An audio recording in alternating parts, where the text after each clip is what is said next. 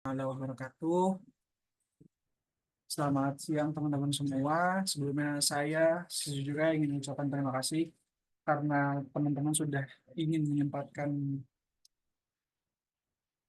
memberikan sedikit waktunya lah untuk ikut kita di sosialisasi KJMU ini. Karena sebetulnya memang di tiap tahap KJMU itu punya permasalahannya sendiri. Mulai dari regulasi yang berubah, adanya hal-hal yang kita tahunya secara mendadak dan lain-lain. Dan itu juga terjadi pada tahap kedua tahun 2024 ini. Apalagi ditambah kita punya maba nih yang benar-benar baru ngerti atau baru kita ajarin atau baru belajar gimana caranya mendaftar di web KJMU. Karena sebetulnya memang eh, mulai dari tahap 1 2024 kemarin, semua penerima, baik pendaftar baru, pendaftar lanjutan, penerima baru, penerima lanjutan, itu memang udah daftar masing-masing atau daftar sendiri-sendiri tanpa ada campur tangan dari pihak kampus, kecuali nanti pada saat verifikasi kampus. Berbeda dengan tahap-tahap sebelumnya di tahap 2 2023, tahap 1 2023, itu kita masih dinaungi atau dikerjakan secara langsung oleh kampus. Memang data dari kita, namun kalau teman-teman familiar dengan tata cara pengerjaan KJP dulu di SMA, itu sistemnya sama, kurang lebih kayak gitu. Jadi penginputan semuanya di dalam satu file data data besar yang akan diproses langsung oleh kemahasiswaan kita gitu. Sebetulnya nggak jauh berbeda sama sekarang, tapi memang untuk pengadaan datanya sendiri itu lewat individu. Jadi kalau dari individunya udah error, ke atas-atas makin error dan ada kemungkinan bakal ditolak berkasnya. Itu untuk sedikit kata pengantar situasi verifikasi dari tiap tahap. Nah, beralih ke tahap kedua tahun 2024 ini, sejujurnya kita sebagai pengurus pertama ingin berterima kasih juga kepada seluruh teman-teman yang eh, apa namanya walaupun masih banyak ya human error, tapi tetap kita apresiasi karena tidak terlalu banyak hal error yang terjadi khususnya pada teman-teman, dan nggak terlalu banyak lah yang memang kesalahan-kesalahan itu fatal gitu. Dan mulai di tahap ini juga kita juga sudah tidak diberikan wewenang penuh dengan regulasi baru yang muncul untuk mengurus segala macam kebutuhan di KJMU. Maka dari itu, sering kalau ada masalah, kita memberikan beberapa saran, cuma kalau saran-saran yang dari kita masih tidak bisa juga, mau nggak mau kita akan mengalihkan teman-teman ke P4OP. Jadi kayak gitu, kenapa dari kemarin mungkin teman-teman ada yang ngerasa ngechat call center atau ngechat admin itu nggak dijawab atau dijawabnya kayak gimana-gimana. Karena memang nggak sekarang untuk saat ini nggak semua permasalahan bisa diselesaikan sama pengurus. Nggak kayak tahap-tahap sebelumnya yang memang pengurus punya kendali penuh di dalam verifikasi tahap kampus khususnya. Kayak gitu. Nah, sekarang lanjut masuk ke penjelasan kondisi kita saat ini. Maaf ya saya tadi agak panjang pembukaan karena sambil nunggu juga biar makin banyak yang masuk. Jadi untuk tahap 2 tahun 2024 itu kita bisa sebut ada 4 dalang utama di dalam proses verifikasi KJMU. Kalau tahap-tahap sebelumnya itu ada sekolah, ada individunya, ada kampus, ada pengurus, ada dinas, dan nanti balik lagi tuh ke pengurus-pengurus yang dijadiin satu untuk verifikasi nasional. Kalau sekarang sama sebetulnya, cuma ini lebih terarah lagi alurnya, lebih punya alur yang per alur itu atau per station stopnya itu ada regulasi yang menahan gitu. Jadi nggak bisa sembarangan kayak di tahap-tahap sebelumnya.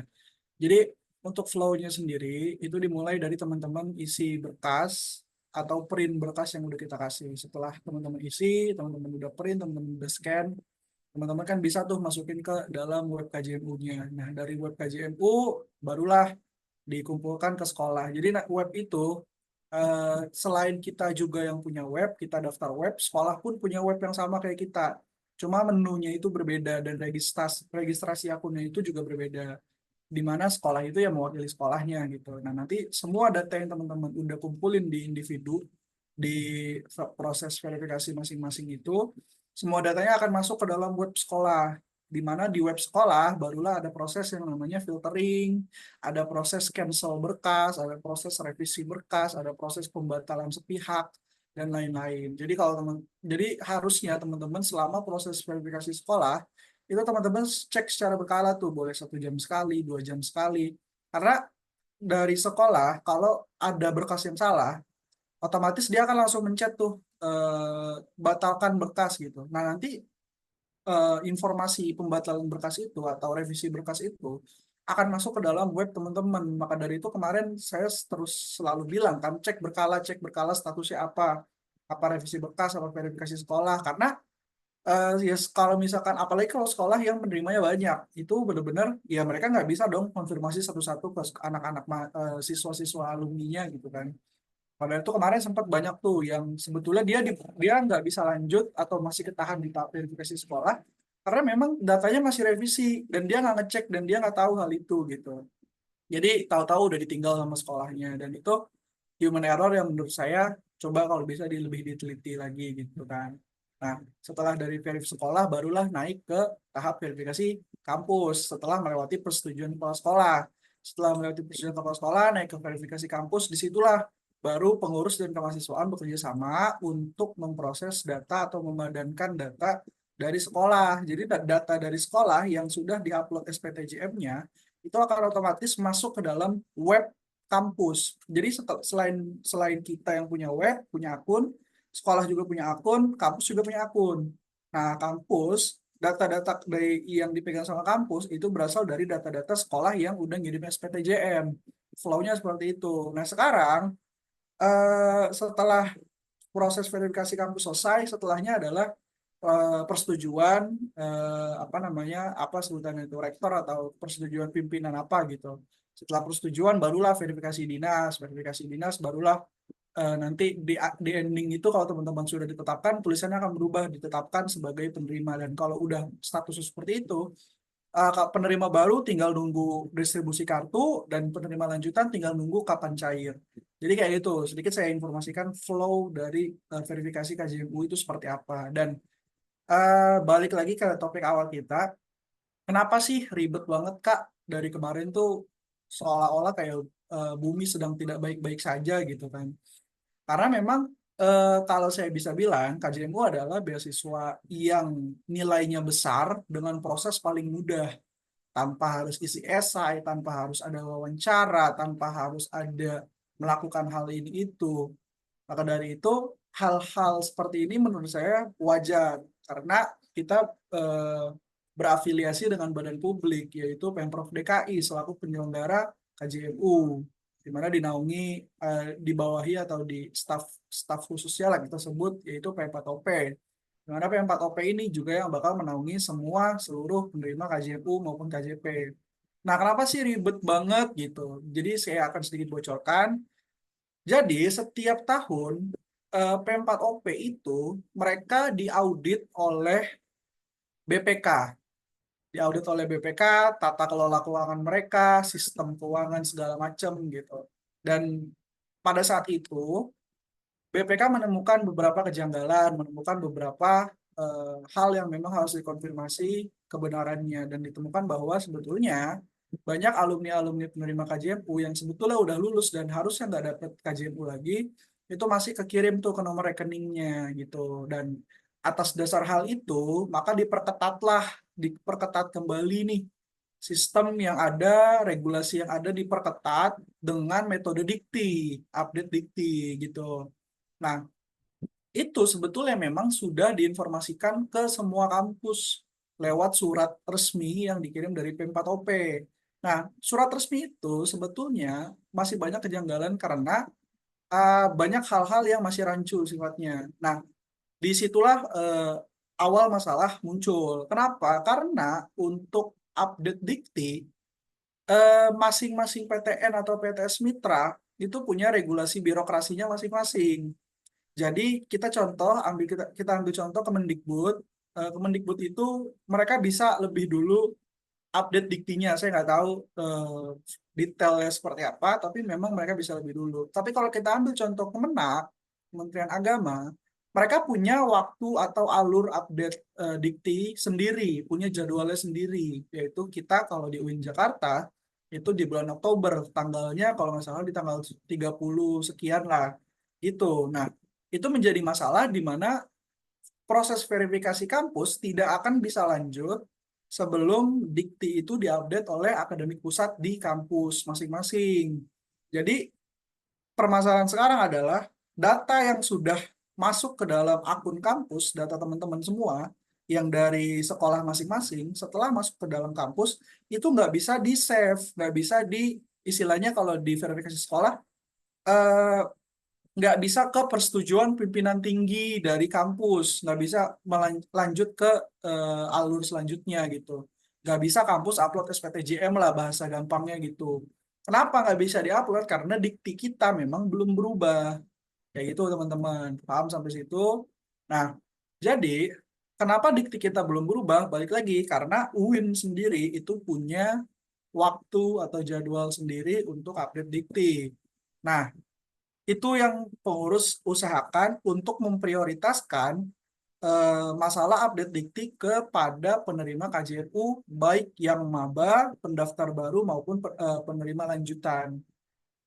Uh, Maba itu diktinya itu kenapa belum update karena memang baru masuk, alasannya seperti itu. Untuk yang penerima lanjutan, kenapa datanya belum update? Karena memang belum ada KHS untuk mengupdate data mereka yang sebelumnya semester ganjil, yang sebelumnya semester genap berubah menjadi semester ganjil. Karena untuk perubahan ke semester ganjil, akademik pusat memerlukan data yaitu satu KRS dan kedua KHS, kartu rencana studi dan kartu hasil studi. Untuk diupload, barulah status di PD Dikti mahasiswa UIN Jakarta berubah menjadi semester selanjutnya. Jadi sebetulnya prosesnya seperti itu. Nah, kemarin pada saat diberitahukan oleh dinas bahwasanya kita diwajibkan untuk merubah semester, karena jika tidak merubah semester kayak sekarang nih, kampus tidak akan bisa ngelakuin apa-apa. Setelah dinas ngomong seperti itu, sebetulnya kita juga sudah mengajukan ke kemahasiswaan. Kita sudah melakukan koordinasi lebih lanjut ke kemahasiswaan. Ini gimana jadinya? Gitu. Dan ternyata ada narasi lanjutan dari dinas.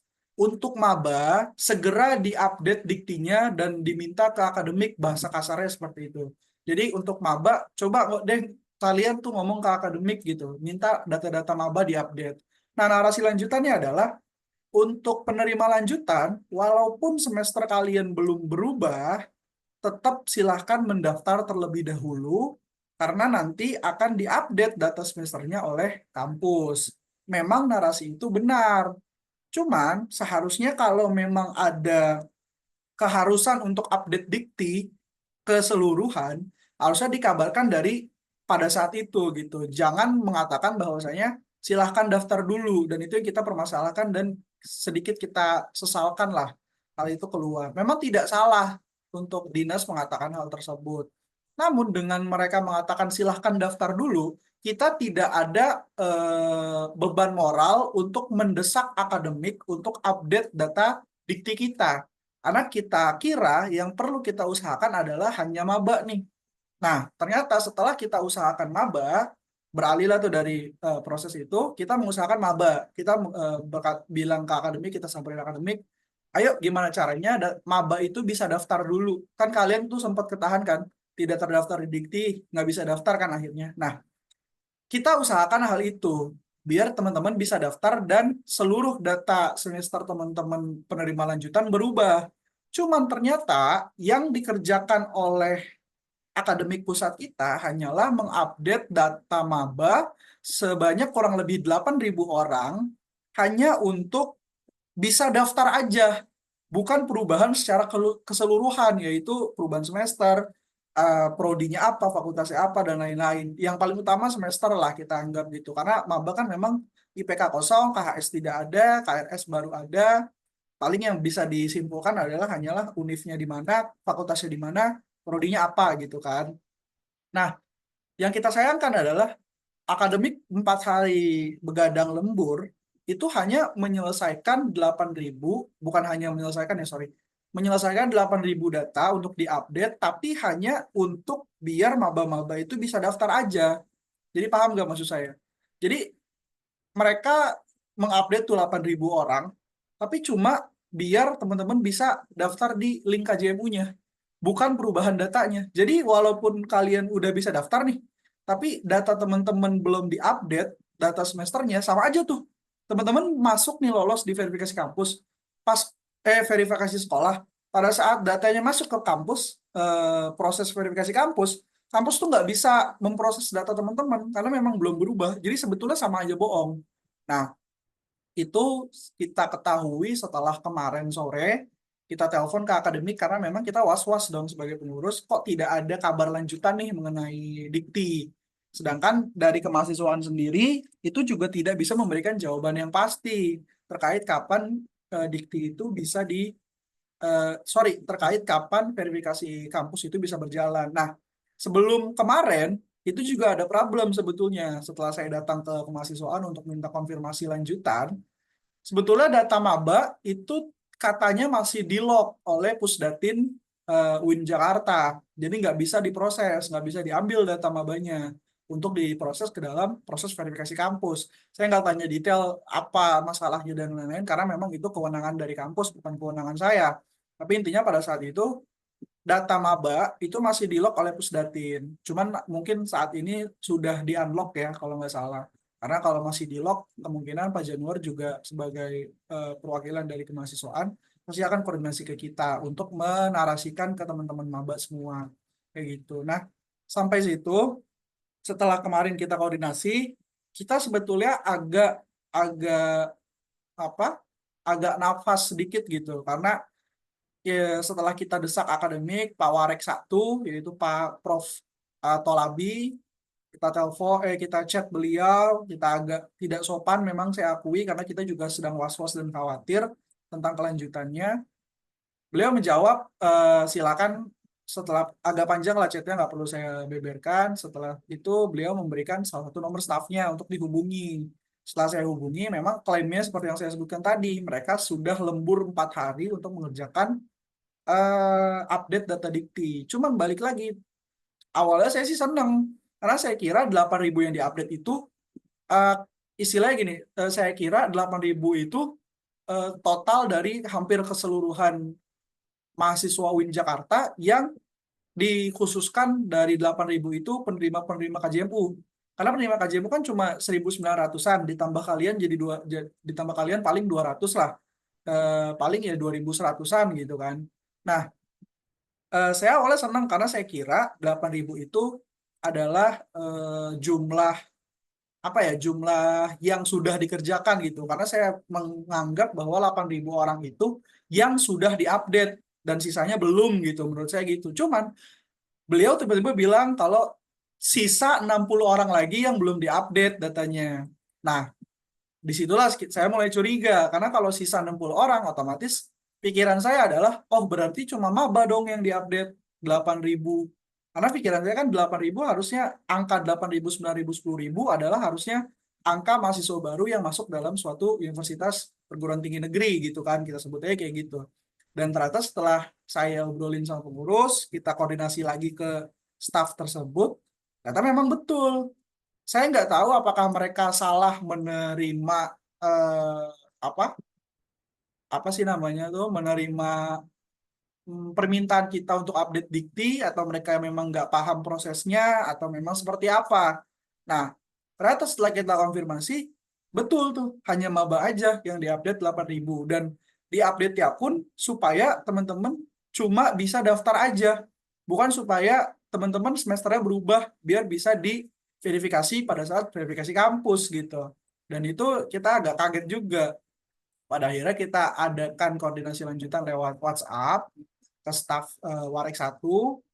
Kita pengennya sebetulnya kemahasiswaan kemahasiswaan UIN, akademik UIN, itu duduk bareng diskusi sama orang dinas untuk minta jalan keluarnya seperti apa. Memang dari dinas sendiri mengatakan, kita juga sempat rapat sama P4OP, saat waktu itu perwakilannya Budian, kita ketemuin langsung, selaku PJ penyelenggaranya lah, yang walaupun jadi sebelumnya itu ada namanya Bu Mita, cuman dia digantikan oleh Budian karena Bu Mita lagi cuti hamil, cuti melahirkan, sorry. kayak gitu. Nah setelah kita koordinasi memang dia juga tidak bisa memberikan jawaban yang pasti. Dia hanya bisa memberikan keterangan bahwa nanti saya tanyakan ke pimpinan. Nanti saya apakah pimpinan memberikan regulasi baru, apakah pimpinan memberikan arahan baru. P4OP sendiri hanya bisa memberikan jawaban seperti itu. Nah, disitulah kita desak setelah pertemuan P4OP, kita desak kemahasiswaan, tapi kemahasiswaan pun nggak tahu jalan keluar seperti apa. Akhirnya jalan terakhir satu-satunya adalah kita langsung geruduk ke akademiknya, kita chat patologinya, dan keluarlah jawaban-jawaban yang tadi sudah saya sampaikan. Nah, cuman pada saat kita menawarkan adanya diskusi untuk bertemu membahas masalah ini, sampai sekarang memang belum ada tanggapan langsungnya apakah mereka mau atau tidak. Dan terakhir, koordinasi terakhir adalah data data teman-teman yang teman-teman kita minta untuk data diri tuh ada NIK, ada nama, fakultas, prodi, NIM, yang dan juga kita minta untuk bayar uang kas, itu memang sebetulnya awalnya hanya menjadi backup data bagi kemahasiswaan. Walaupun itu penting juga, karena kadang kalau kemahasiswaan kurang data, tinggal ngambil dari situ, kita nggak perlu nyari-nyari teman-teman lagi gitu. Nah, ternyata kita menawarkan solusi untuk data G-Form yang kemarin, kita berikan kepada akademik untuk semua data yang ada di situ diupdate diktinya.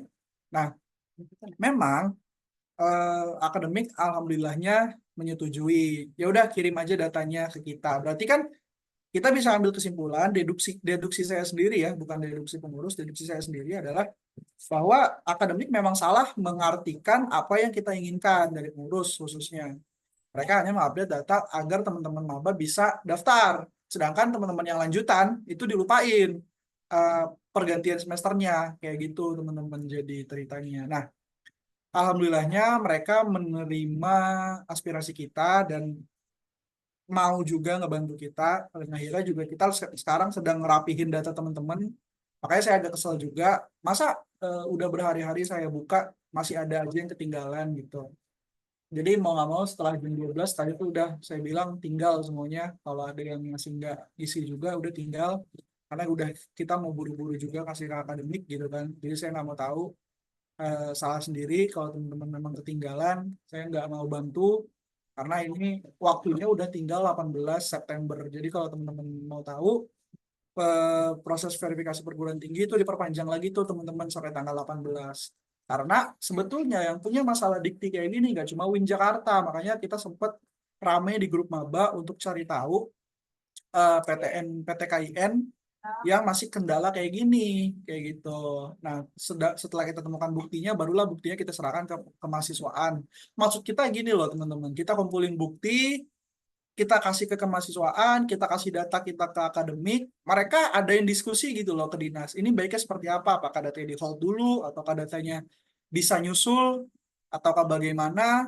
Dan itu yang kita sesalkan, tindakan dari kampus kita tidak secepat itu dan tidak segercep itu. Memang kita nggak bisa nyalahin kampus juga karena mereka kan punya jadwal sendiri untuk update PDDiktinya. Dan itu yang pengen kita tekankan ke bagian akademik dan maupun kemahasiswaan adalah ayo dong buka diskusi aja sama dinas kalau memang kalian kelabakan, maksud saya gitu. Karena bayangin teman-teman, kita ditutup verifikasi kampus itu tanggal 18 September, ya kan? Kemarin baru kita telepon tuh hari Sabtu. Hari Sabtu itu tanggal 14. Hari Minggu tanggal 15 libur. Hari Senin tanggal 16 libur lagi. Sisa satu hari itu teman-teman tanggal 17. Sekarang teman-teman bayangin 2100 diupdate datanya. Mungkin bisa lah akademik mengupdate data selama satu hari atau 2 hari.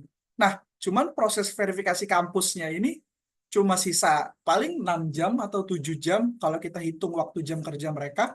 Belum lagi kemahasiswaan juga sekarang tabrakan jadwalnya sama penerimaan KIPK. Karena kemahasiswaan juga ada kewajiban untuk wawancara satu-satu tuh. Penerima KIPK sekarang apalagi ada 900 orang gitu yang udah berjalan wawancaranya 90 orang per hari terhitung dari minggu lalu kalau nggak salah. Kayak gitu. Jadi kita pengen nyampein ke teman-teman hal ini. Kenapa?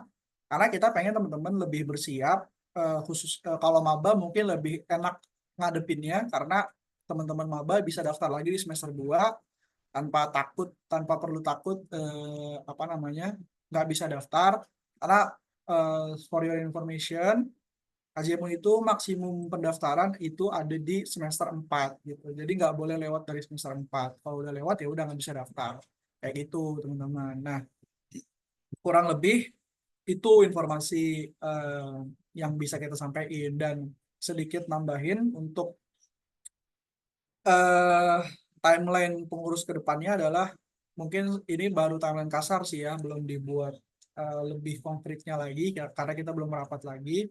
Jadi insya Allah hari Senin, hari ini kita akan merapihin data teman-teman tuh. Jadi kita akan urutin per fakultas biar akademik gak bingung dan gak lama ngerjainnya. Dan kita minta tolong teman-teman tanggung jawabnya. Pokoknya kalau teman-teman salah isi tuh di G-form-nya, entah salah isi nick, entah salah isi NIM, salah isi nama, salah isi fakultas, kita langsung skip. Kita nggak ada tuh namanya eh, cari-cari orang ini siapa nih yang salah gitu-gitu bla bla bla gitu. Kecuali emang akademik yang minta. Karena pokoknya kalau ada yang salah skip bu, ada yang salah skip bu. Saya nggak mau tahu karena kalau itu jatuhnya udah human error. Dan kita di sini pengennya mempercepat proses pengupdatean dikti lewat akademik. Jadi saya nggak mau ada kita kesandung satu dua batu, walaupun cuma satu dua orang saya nggak mau. Kecuali memang kalau misalkan hanya satu dua orang, di akhir bisa lah kita cari orang-orangnya. Cuma kalau emang dari teman-teman yang human error, mohon maaf sekali saya katakan akan saya tinggal gitu. Karena eh, kalau sesuai kaidah fikih ya Bang Udan, kalau ada kemaslahatan yang saling bertabrakan, harus didahulukan kemaslahatan yang lebih besar gitu. Jadi akan kita utamakan ribuan orang lain daripada satu dua orang ini. Jadi mohon dipertimbangkan lagi. Kayak tadi tuh, eh, jam 12 kita tutup, ternyata masih ada yang belum isi G-form. Padahal itu termasuk udah 2 kali, 3 kali bahkan perpanjangan kita buka gitu. Masa kalian nggak tahu gitu ada informasi tambahan? Berarti kan kalian nggak ada niatan untuk, nggak ada apa ya? Kalian nganggap remeh lah beasiswa ini. Padahal beasiswa ini nilainya nggak kecil gitu. Makanya ini yang pengen saya tekankan ke teman-teman dan pengen saya ajarin gitu ke teman-teman bahasa kasarnya. Jangan nyepelein beasiswa kita hanya karena teman-teman ngerasa teman-teman udah pasti dapat gitu, apalagi ya penerima lanjutan. Karena sekali human error itu dampaknya lumayan besar. Apakah telat pencairan, apakah data UIN akan di hold dulu karena ada yang salah, ditukar dengan data PTN lain, ataukah nanti apa namanya ada permasalahan-permasalahan kayak kebohongan data yang diberikan dan lain semacamnya. Karena gini teman-teman, em, kenapa pada masih banyak maba yang nggak bisa daftar di Dikti? Kalau teman-teman mau tahu kenapa, itu karena teman-teman pada saat pengisian formulir data diri, pada saat teman-teman masuk ke UIN Jakarta waktu itu, data paling awal teman-teman isi, entah data pendaftaran atau data apapun, teman-teman salah tuh masukin nama ibu, teman-teman salah masukin data-data teman-teman lah. Dan itu dikonfirmasi sama akademik, kenapa akhirnya masih banyak mahasiswa-mahasiswa yang nggak bisa, masih tulisannya tuh masih tidak terdaftar di Dikti gitu. Jadi gitu teman-teman. Bahkan dari 8.000 itu 60 orangan dia nggak nulis nama ibu, nggak nulis nama ibu, nggak input kakak dan lain-lain. Nah, ini yang jadi hal yang miris. Udah gede masih aja hal-hal kayak gitu tuh dianggap remeh. Nah, banyak lah hal-hal yang kejadian lain. Cuma kalau saya buka takutnya yang orangnya ada di sini dan dianya malu gitu. Makanya saya tekankan berulang-ulang, kalau ada proses verifikasi dicek berkala. Kalau ada data sebelum diinput, dicek dulu 2 kali apa salahnya sih. Baca dari atas sampai bawah, baru input. Baca dari atas sampai bawah, input. Baca dari atas sampai bawah, input. Gitu maksudnya. Jadi nggak ada kesalahan-kesalahan pengisian. Karena itu yang bakal menghambat proses verifikasi kita. Jadi kurang lebih kayak gitu. Dari Bang Hudan ada tambahan nggak? Oke. Thank you Jiko. Tum gue nih, keren emang. Apa namanya? Gue aja nambahin terkait eh, progres tadi sampai apa yang bakal kemungkinan terjadi di beberapa hari ke depan. Tadi kita udah dapat jawaban pagi hari dari Kabak Akademik, ibu-ibu, kalau kita boleh ngirim data KJMU, mahasiswa-mahasiswa KJMU dari maba semester 1 sampai semester 9 buat minta tolong untuk diupdate diktinya. Tapi balik lagi tadi, kita masuk ke dalam libur yang panjang, ya, libur yang cukup panjang dari hari Jumat sampai hari Senin. Senin juga masih tanggal merah, masih hari libur. Dan ibu-ibu itu juga bilang kalau apa namanya, untuk hari Selasa mungkin dia baru bakal mulai koordinasi ke fakultas. Kayak sebelumnya chat dari ibu itu bilang kalau dia bakal mulai koordinasi ke fakultas itu di hari Selasa. Dan gua khawatir, nah ini gua khawatirnya pengerjaan dikti juga yang udah kita kirim datanya misal hari ini. Gue janjiin emang hari ini. Apa dari pengurus janjiin hari ini. Dari pengurus kita janjiin kita kirim datanya hari ini sebelum jam kerja. Sebelum kelar jam kerja, misalkan jam 3 kan biasanya kelar jam kerja ya. Kita bakal kirim sebelum jam 3. Nah, tapi gue khawatir data-data kita itu update diktinya baru akan dikerjakan di hari Selasa.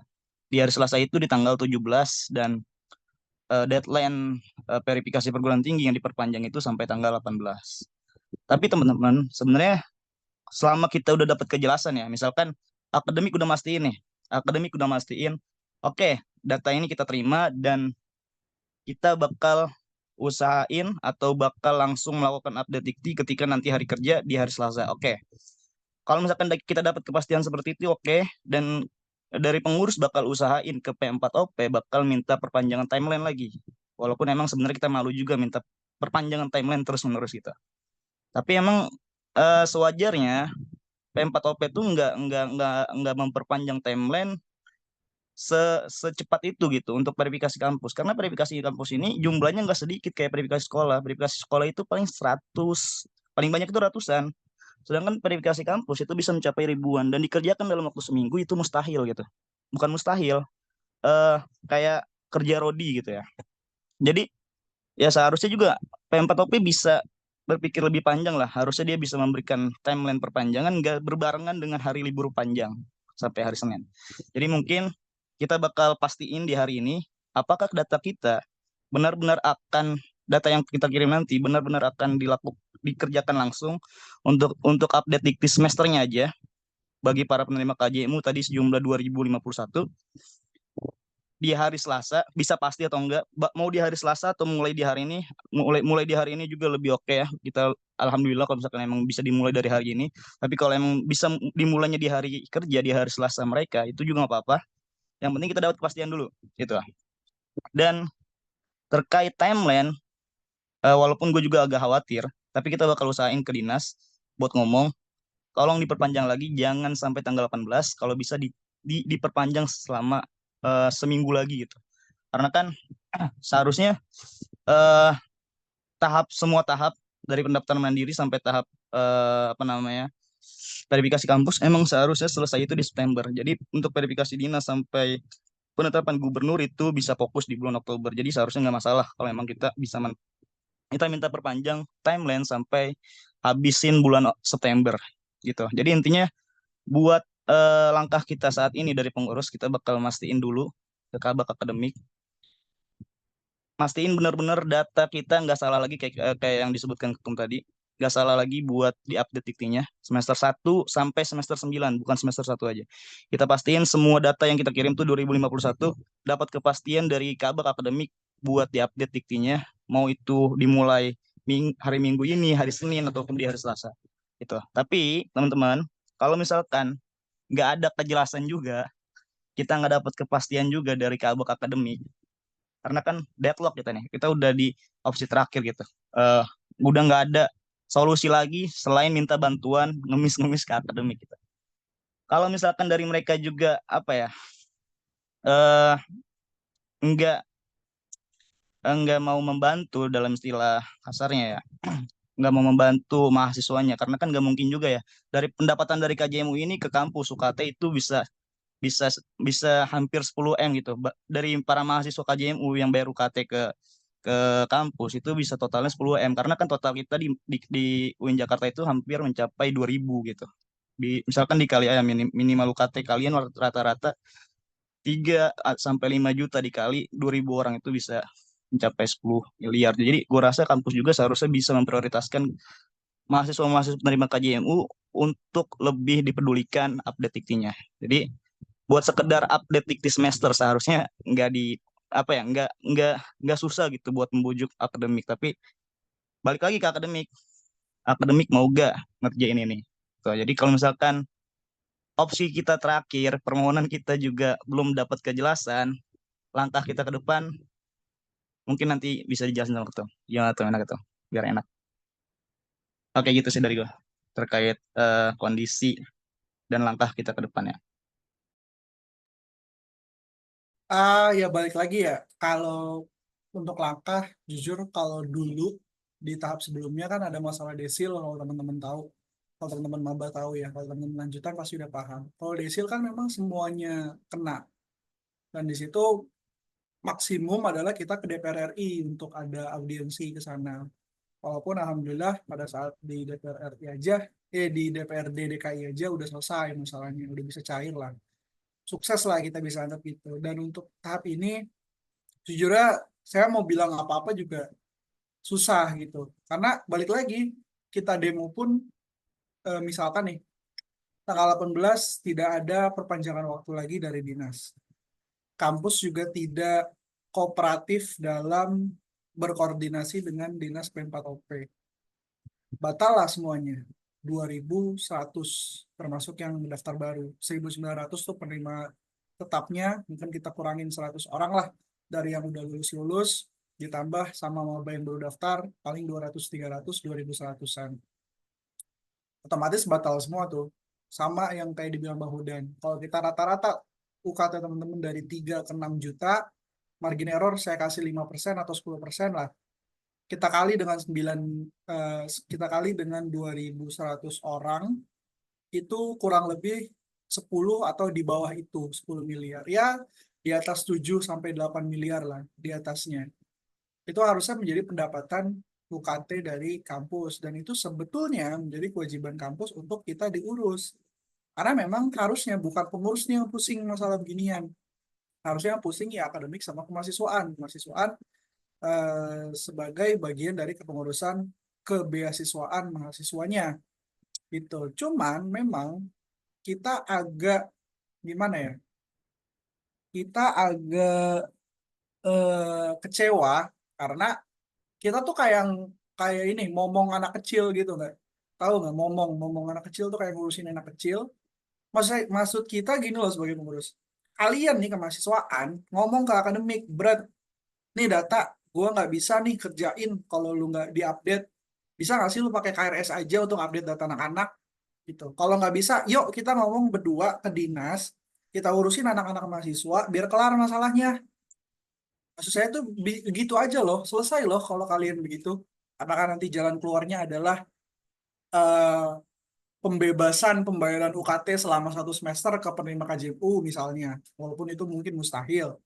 Atau ya, pakai kata atau data dikti semester perubahan semester di hold dulu sampai UIN Jakarta itu memberikan datanya di bulan Oktober, tapi dinas dengan senang hati hold datanya dulu, tapi kita diloloskan semua kecuali memang yang nggak lolos. Atau lagi nih saya bilang, ya udah diupdate aja pakai KRS selesai masalah gitu. Karena gini, alasan akademik nggak update dikti pun menurut saya make sense sih, memang masuk akal. Namun resikonya kecil banget gitu. Karena alasan mereka nggak mau update dikti adalah nanti datanya double. 2.100 data double. Kalian aja bisa lo ngerjain 8.000 selama 4 hari. Maksud saya gitu. Terus nanti takutnya kerjanya setengah, atau maksudnya kita nggak mau kerjanya setengah-setengah. Nah, maksud saya di sini adalah saya bukan ingin menyalahkan akademik kita, karena memang ini sebetulnya kesalahan ada di dua pihak. Seperti yang saya bilang di grup maba waktu itu. Dinas juga punya kesalahan karena dia membuat regulasi baru tanpa koordinasi lanjutan ke PTN-PTN lain, PTN-PTN mitra lain. Karena memang harusnya koordinasi dong. PTN ini nih Oktober loh update dikti, nggak bisa loh diburu-buruin gitu. Harusnya seperti itu gitu. Dan itu yang kita sayangkan. Seolah-olah dinas nih lempar batu sembunyi tangan gitu. habis bikin regulasi tapi bodo amat dengan output yang bakal didapetin atau bakal keluar dari penerima-penerimanya gitu. Dan kampus pun menurut saya sejauh ini kooperatif memang kalau kita lihat dari pergerakan individu mereka, pergerakan akademik secara individu, pergerakan kemahasiswaan secara individu. Cuman kok nggak ada transparansinya ke kita. Contoh deh paling gampang kemarin. Coba mereka ngomong ke kita mereka lagi ngerjain apa. Bisa dong kita koreksi lebih cepat. Kalau mereka itu salah ngerjainnya, bukan bukan harusnya yang diupdate tuh bukan data maba yang cuma buat daftar aja, tapi data penerima lanjutan, penerima baru, pendaftar lanjutan gitu. Semuanya diupdate, yang harusnya semesternya genap jadi ganjil, yang harusnya yang harusnya baru masuk nol jadi satu, harusnya harusnya tiga jadi harusnya eh, tiga berubah jadi tiga gitu. Yang harusnya lima berubah jadi lima. Bukan kayak sekarang nih, harusnya lima malah empat, harusnya tiga malah dua, harusnya satu malah nol, harusnya sembilan malah delapan. Kayak gitu, dan itu permasalahannya. Sebetulnya saya nggak mau menjerumuskan teman-teman untuk menyalahkan secara sepihak bagian akademik kita. Cuma kenyataannya seperti itu, kita mau ngapain gitu. Eh, Effort yang pengurus keluarin juga menurut saya itu udah kayak anak anak ketinggalan orang tuanya di stasiun rel kereta gitu. Kita mau kemana nih?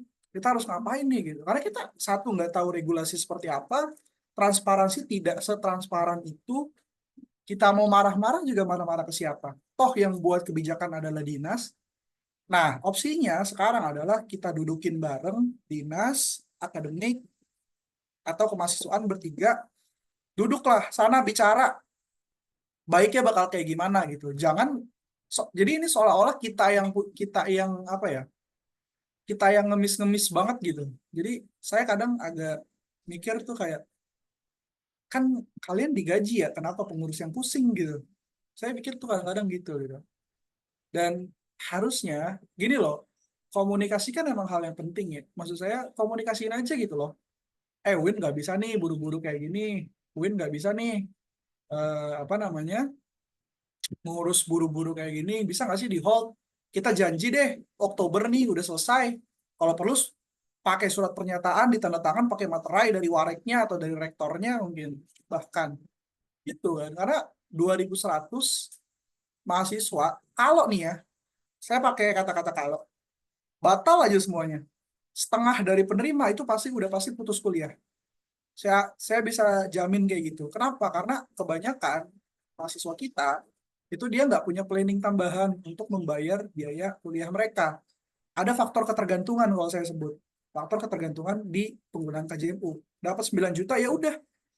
Harga UKT-nya udah 8 juta, mau nggak mau tuh semua uang KJMU habis buat itu. Dia kerja pun uang kerjanya habis buat makan sehari-hari, buat bayarin adanya sekolah, buat bayar listriknya belum 500.000 mungkin sehari atau 300.000, bayar wifi-nya karena dia harus pakai wifi untuk menunjang aktivitas sekolah atau kuliah, mungkin bayar kuota setiap hari, setiap bulan mungkin bisa sampai 100.000, 70.000 lah paling ini atau 50.000. Itu kalau kita total banyak gitu. Jadi saya bisa jamin setengah dari penerima kita akan putus kuliah, maksimum akan putus kuliah. Entah mereka akan cuti dulu 1 semester untuk cari uangnya, atau ya benar-benar lanjut putus kuliah gitu. Nah, itu yang kita sayangkan ke kampus. Kenapa seolah-olah permasalahan kita ini dianggap sebagai masalah sepele yang bisa besok gitu, kayak gitu. Ya walaupun kita harus menghargai mereka juga bahwa mereka punya regulasinya sendiri. Cuma kalau udah kejadian kayak gini, efisiensi kinerja yang mereka perlihatkan ke kita itu nggak kelihatan sama sekali, dan itu yang kita sayangkan. Makanya saya sebagai pengurus, core utama dari pengurus juga punya beban moral untuk menyampaikan hal ini ke teman-teman semua supaya teman-teman semua juga bisa ngerti, bisa paham, dan saya juga ingin menganjurkan bahwa jangan sampai kita anarkis. Boleh kita nanti ada gerakan atau kita bawa masa boleh banget, tapi balik lagi jangan sampai anarkis karena kita juga masih belum tahu keadaan real time-nya seperti apa. Kita juga masih menunggu konfirmasi-konfirmasi baik dari akademik maupun dari dinas seperti apa kayak gitu. Nah, kurang lebih kayak gitu. Jadi untuk kedepannya kita bakal ngapain? Insya Allah Senin Hari ini kita bakal kirim data, Senin kita tunggu konfirmasi lanjutan, apakah bisa data itu digunakan. Di hari Selasa kita tunggu akademik, apakah update yang mereka bisa. Kalau mereka update bisa, kita akan minta tuh ke mahasiswaan, coba cek bebas salah satu, pilih random.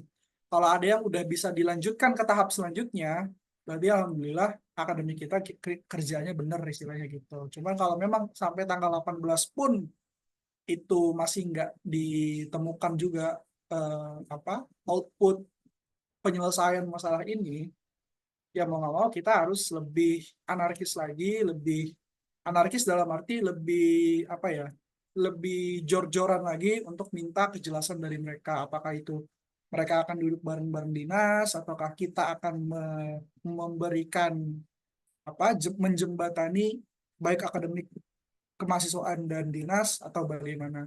Jadi untuk ke depan kurang lebih bakal kayak gitu. Dan kita harap teman-teman juga jangan kayak orang kesehatanan. Kalau saya bilang kenapa kayak orang kesehatanan, saya ambil contoh kemarin waktu maba, data tidak ditemukan di Dikti. Itu banyak tuh emak-emak datang ke akademik, kalian kayak orang kebakaran rumahnya datang ke sana. Saya dapat cerita itu dari akademik memang. Cuman maksud saya kurangin hal-hal kayak gitu. Makanya saya minta untuk setiap sosialisasi BC apapun tuh dibaca gitu di grup. Jadi teman-teman tahu update berita seperti apa dan lain-lain kayak gimana. Karena memang ya inilah kenyataan kalau kita mengharapkan beasiswa dari negara. Pasti ada aja isu yang naik gitu. LPDP contohnya. Ah, itu ada aja isunya. Lagi KJMU 9 juta, nggak kecil nominalnya. Kalau KIPK mungkin sedikit lah problem mereka karena mereka strukturnya udah bagus gitu. Flow flow kepengurusannya juga udah bagus. Harus ada tahap wawancara dan lain semacamnya gitu.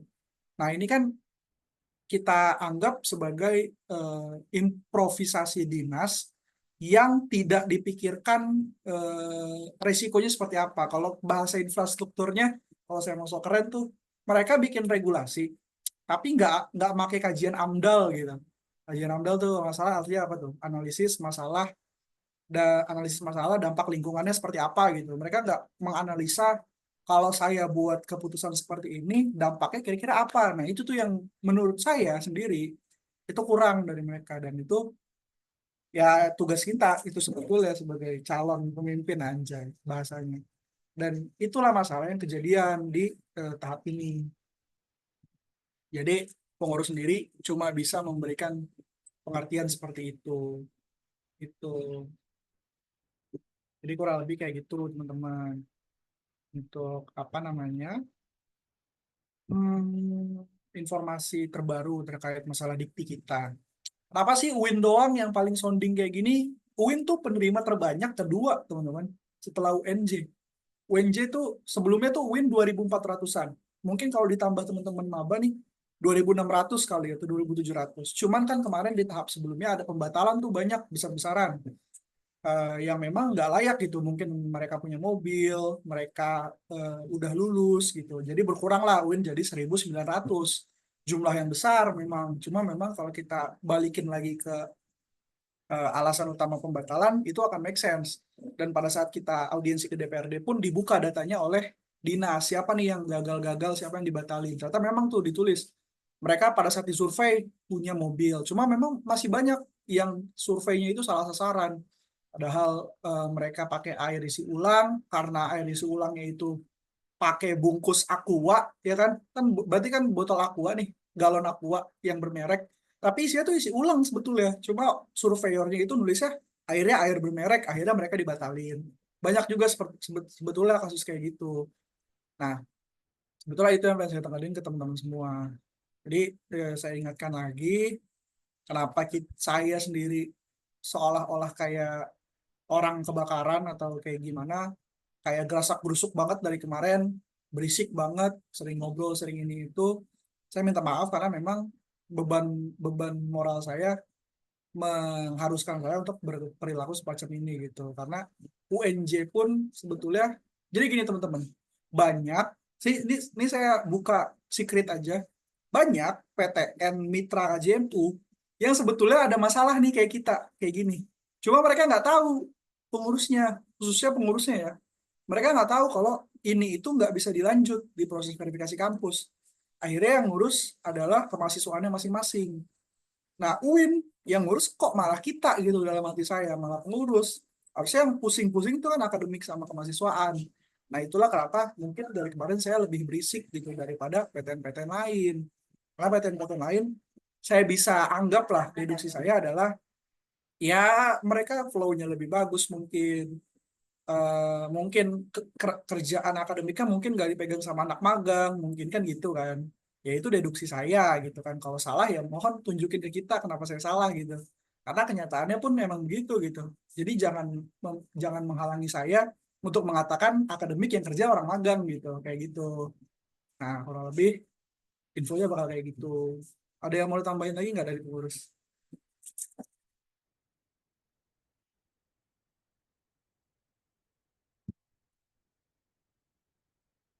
Gue nambahin dikit ya. Mungkin yang tadi cuman ngobrol doang, apa namanya? Harapan terakhir kita emang buat sampai saat ini dan kedepannya bakal lebih fokus ke akademik, karena kita juga sempat ngebuat perbandingan dengan kampus-kampus lain yang masalah dan problemnya sama kayak kita. Kita sempat nanya ke UIN Surabaya. UIN Surabaya juga sama problemnya sebenarnya sama kayak kita. Dia data diktinya buat maba di awal-awal tidak ditemukan, kemudian diproses sama kampusnya menjadi ditemukan. Terus buat semester 3 sampai 9 data diktinya sebelumnya belum terupdate. Terus mereka mahasiswanya tinggal laporan ke akademik apa namanya UIN Surabaya. Terus langsung berubah, langsung terupdate jadi ditemukan. Jadi eh perbandingan ini yang buat kita bingung gitu. UIN Surabaya sama UIN Jakarta kan sama-sama UIN, dan kita juga mungkin masuk semester ganjilnya juga sama di bulan yang sama, di bulan September. Kalaupun memang ada perbedaan jarak, ada perbedaan jarak waktu, paling nggak terlalu jauh, dan mereka mungkin UIN Surabaya juga baru masuk awal-awal semester ganjil. Sedangkan akademik UIN Jakarta selalu bilang kalau update dikti di kampus kita itu membutuhkan KHS gitu, KHS, KHS, KHS. Walaupun emang sebenarnya mereka ketika kita koordinasi langsung, sebenarnya mereka bilang gini, bisa untuk update semester aja lewat penarikan KRS, semester genap ke semester ganjil. Tapi ya itu mereka bilang mereka nggak mau kerja 2 kali atau mereka nggak mau datanya double. Padahal itu nggak terlalu berpengaruh. Lebih berpengaruh dampaknya ketika mahasiswa-mahasiswa KJMU yang dapat KJMU itu dibatalkan keseluruhan sebanyak 2.100 orang misal. Jadi kita kayak ngebuat perbandingan gitu. Kampus UIN Surabaya aja yang sama-sama UIN dengan kita, mereka kampusnya mau memprioritaskan mahasiswa-mahasiswa KJMU-nya, walaupun sebenarnya belum sesuai jadwal mereka untuk update dikti. Tapi mereka bisa nih ngupdate dikti mahasiswa-mahasiswa penerima KJMU-nya, karena memang dibutuhinnya itu di bulan September dengan segera gitu. Eh, Alasan itu juga yang memperkuat kita buat sounding terus ke akademik. Ini kampus-kampus lain bisa seperti ini. Kampus-kampus lain juga baru masuk semester ganjil, awal-awal semester ganjil dengan kita. Tapi kenapa kampus lain mau mengusahakan untuk update diktis mahasiswa KJMU-nya, tapi sedangkan UIN nahan-nahan mulu buat update dikti mahasiswanya gitu. Jadi mungkin buat kedepannya kita sama-sama berdoa aja, semoga akademik terketuk hatinya, berbaik hati, mau mengerjakan dikti kita. Syukur-syukur di hari libur juga mereka sudah mau mulai mengerjakan, karena kan lumayan tuh waktunya itu ya, dari Minggu, Senin itu. Kalau kalau kalau bisa aja kan, mungkin bisa juga pengerjaan di rumah kalau misalkan secara logis ya. Karena kan pasti pengerjaan itu melalui website dan akun. Jadi ya kalau berbaik hati mungkin mereka bisa melakukan pengerjaan itu. Harusnya ada waktu di Minggu dan Senin, dan itu mungkin bisa selesai di Minggu dan Senin. Selasanya kemahasiswaan seharusnya bisa memverif. Tapi kalau emang akademik bisanya melakukan pengerjaan itu di hari Selasa, dan itu pasti kita bakal update diktinya, semisal kita dapat jawaban pasti bakal diupdate diktinya untuk masuk ke JMU, itu syukur nggak apa-apa. Dan nggak apa-apa juga di hari Selasa, tapi ya balik tadi, kita yang penting dapat kejelasan, kita dapat kepastian buat kapan update dikti kita, gitu sih. Jadi buat sekarang teman-teman mungkin bisa percayain ke pengurus sepenuhnya buat terus sounding, dan kita juga dari pengurus bakal terus menginfokan kabar terbaru dari akademik yang kita dapat atau dari semua pihak, akademik, kemahasiswaan ataupun dinas, gitu sih. Thank you. Lanjut Tom, apa mau buka pertanyaan Tom? Ah, kita diskusi aja di sini. Saya juga izin sambil makan ya, karena belum makan. Jadi kalau ada yang mau nanya, tanya aja. langsung sound aja. Apa namanya, on mic.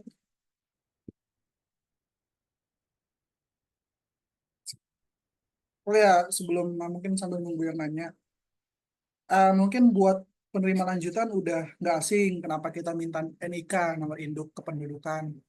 Cuma mungkin kalau ada dari teman-teman maba yang kok masuk-masukin nick gitu, emang nggak takut kesebar gitu. Kita informasikan nick itu kita nggak sebar data, kita nggak, pengalihan data itu benar-benar cuma disimpan sama kita. Kita punya email pengurus sendiri, kita juga akan log data itu sendiri di kita, dan data itu juga bakal dibuka cuma sama kemahasiswaan aja. Jadi jangan jangan ragu untuk masukin nick di situ karena kita nggak akan buat apa-apa ke nick kalian. Dan nick juga kan berpengaruh ke pendataan. Jadi kalau kan nama itu kan bisa double ya teman-teman. Misal Muhammad Irfan kan bisa ada dua, ada tiga. Cuma kalau nick kan udah pasti satu tuh nick, ya kan. Jadi kalau di search nick udah selesai gitu. Kita nggak perlu nyari-nyari yang lain lagi gitu. Kayak gitu. Ya, yang mau nanya, saya izin sambil makan.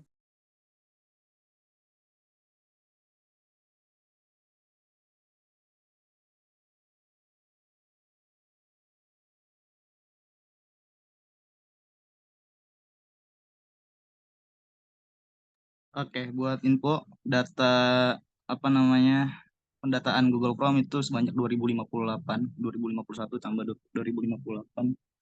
Karena ternyata ada tambahan apa namanya data ini bakal langsung kita kirim ke eh ke akademik, ke ibu-ibu yang tadi tuh Kak Bak akademik sebelum jam 3. Eh jadi gue izin lab ya, mungkin gue bakal langsung kirim karena gue bakal koordinasiin juga sama call center karena yang megang call center bukan gue. Oke, gue izin lab teman-teman. Izin lab tuh. Yo yo, buat penerima kalau bisa tuh motor satu lah. Kalau dua ada kemungkinan pas di survei kalian di cancel. Masih nggak tahu juga sih. Intinya motor jangan sampai dua, apalagi di apa namanya, namanya itu nama kalian.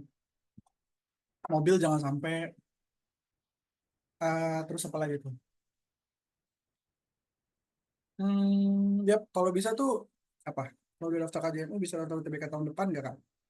Ya bisa lah. Mau pindah Zidan, pindah aja sih kalau kata saya.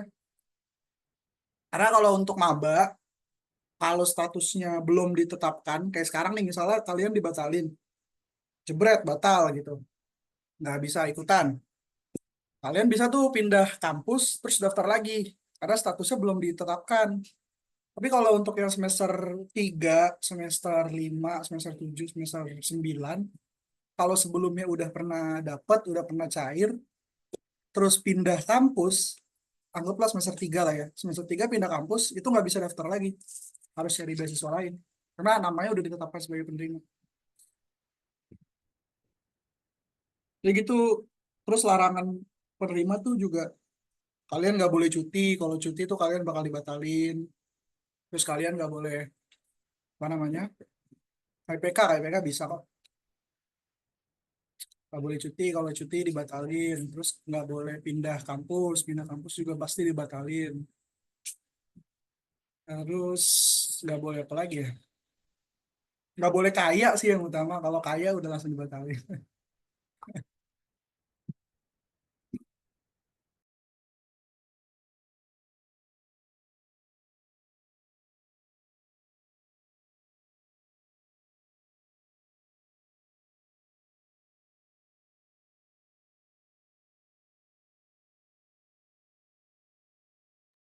Apaan, kamu nanya apaan? Oh ini.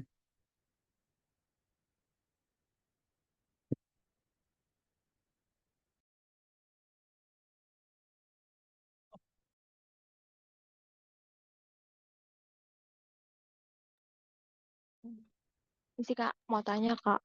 Yo. Tanpa salam ya Kak, aku Melia Berlianti dari penerima lanjutan. Eh, kan saat ini kan yang didesaknya tuh kemahasiswaan dari UIN Kak.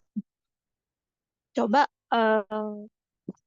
udah pernah tanya nggak ke orang diktinya. Sebenarnya apa sih berkas yang diperlukan untuk update dikti ini gitu. Ya walaupun memang harusnya dilakuin oleh kemahasiswaan, tapi intinya tuh apa? Kan nggak harus KHS doang dong patokannya. Tuh, Terus itu aja sih Kak mau yang mau ngapain? ditanyain. Iya, iya, saya ngerti. Terus mau Masnya. ngapain kalau kita tahu apa aja yang dibutuhin? Kita ngerjain sendiri gitu, input ke PD Dikti. Nah, Lah mereka yang digaji enggak ngapain? dong, maksudnya ngerti? Maksudnya itu eh kalau misalnya masih debat ini masalahnya KHS KHS Bu, saya dari dikti langsung. Ini peraturannya nggak cuma KHS kok, ada alternatif lain yang harus di ini. Tuh. Jadi eh kalau dia berkelik, kita bisa menjawab saling apa ya? eh saut-sautan aja gitu. Biar apa nih sampai titik mana nih maksimalnya dia bisa berkelit gitu. Gini, satu, itu bukan kewenangan saya. Kedua, Mm. nah, saya ngapain minta-minta ke orang PD Dikti, syaratnya apa aja. Itu udah jadi Ya, tanggung jawab kampus kok. ya Nggak perlu itu, nggak perlu. ngerti. Terus, Heeh. masalah pengupdatean dikti, itu sebetulnya kita juga nggak tahu problemnya apa, apakah datanya kurang dan lain semacamnya. Tapi yang Heeh. pasti, kan sebelumnya saya udah bilang, kita nggak bisa nyalain akademik, karena mereka juga punya regulasinya sendiri untuk update dikti. Jangan anarkis kayak gitulah, itu anarkis banget loh. Nah, terus, update dikti itu, selain dari masing-masing PTN punya regulasinya sendiri, birokrasi yang harus dilewati dulu. Saya ambil contoh deh, surat sertifikat atau surat undangan. Kalau teman-teman mungkin ada eh apa namanya anak HMPS gitu, atau Heeh. ikut event di HMPS gitu. Itu kan ada proses-proses tertentu yang memang harus lewat persetujuan. Nah, kita anggap birokrasi yang harus dilewati atau regulasi yang harus ditaati pada saat mengupdate dikti itu adalah kewenangan dari si akademik ini. Dan saya konfirmasi dulu ke kamu, kalau yang berurusan itu bukan kemahasiswaan tapi akademik untuk masalah dikti. Untuk beasiswanya itu baru kemahasiswaan, beda. Nah, itulah kenapa maksud kita, apapun masalahnya, gini, apapun masalahnya, saya ulang, harusnya yang berkoordinasi langsung itu kampus ke dinas, kayak gitu. Jadi Heeh. eh bukan seolah-olah kita datang ke PD Dikti, kita minta apa sih Pak syarat untuk mengupdate PD Dikti. Kita udah megang nih, kita kasih ke akademik, gini doang loh cara update dikti. Lah, mereka kan juga udah tahu cara update dikti kayak gimana. Terus maksudnya kita begitu tuh buat apa sebetulnya? Nah, sekarang yang harusnya diselesaikan bukan itu. Tapi kenapa nggak bisa diupdate secara langsung diktinya? Itu satu. Kedua, kalau bisa diupdate pun apakah bisa cepat?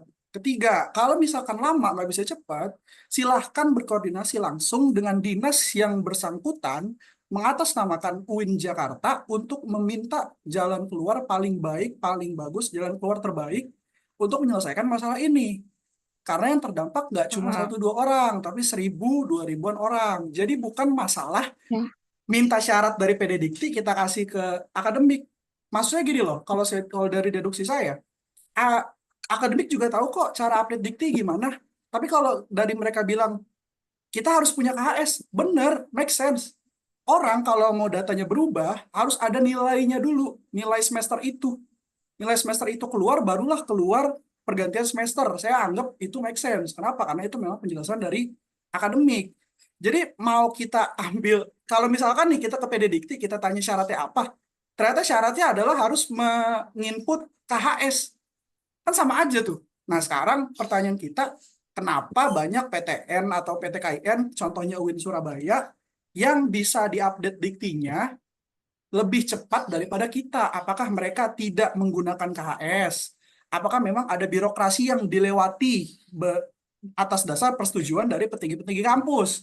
Itu yang pengen kita urus. Jadi bukan masalah bawa aja syaratnya dari PD Dikti, kita kasih ke akademik, selesai kok harusnya.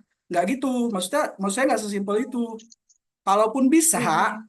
mau ngapain kita? Kita bisa nih dapat syarat dari PD Dikti, orang PD Diktinya, ya kan? Dari PNS-PNS-nya lah, staf-staf di sana. Kita bawa, kita kasih ke akademik. Akademik tiba-tiba bilang, ya udah tuh kerjain sendiri. Ya, Apa nggak mati kita? Kan gitu maksud ya. saya, gitu loh maksudnya. Jadi bukan Oh, masalah, te- ya oke. apa? Terus kalau untuk yang untuk yang mengataskan nama UIN, terus eh, intinya bernegosiasi ke dinas, itu siapa yang harus mengajukan dari si kampus sendiri? Apa harus kita juga turun tangan? Apa gimana? Lo, kamu nggak ini ya? Dari tadi saya udah sampaikan. Tar Kenapa? dulu Kan nih. kan saya udah sering bilang. Dari tadi loh saya sampai berbusa loh bilang. Ini yang saya bingungin, kenapa kampus seolah-olah nggak ada gerakan untuk menyelesaikan masalah ini. Poinnya itu. Dan itu Mm-mm. yang pengen kita dorong gitu loh Meli.